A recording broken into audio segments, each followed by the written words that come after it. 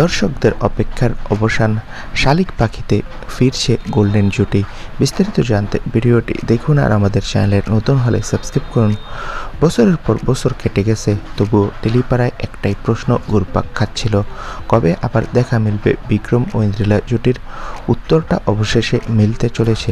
মনে আছে তো, জি বাংলার ধারাবাহিক ৭ ভাগে বাঁধাতে প্রথম একসঙ্গে এসেছিলেন তারা।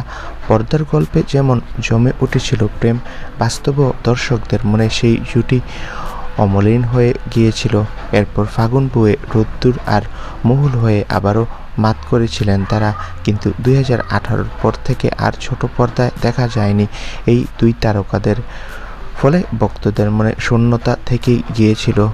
এই শূন্যতাই এবার পূরণ হতে চলেছে, কারণ ছোট পর্দায় ফিরছে এই বহুল প্রতীক্ষিত জুটি। নতুন ধারাবাহিক শালিক পাখিতে শোনা যাচ্ছে এই ধারাবাহিকের গল্প একেবারেই অন্যরকম, নতুন আবেগ, নতুন চরিত্র আর নতুন চমক নিয়ে।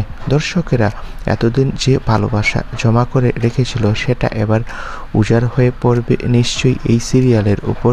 বাংলা টেলিভিশন পাচ্ছে তাদের হারানো গোল্ডেন জুটিকে ফিরে, আর দর্শকেরা পাচ্ছেন এক নতুন উপহার, শালিক পাখি।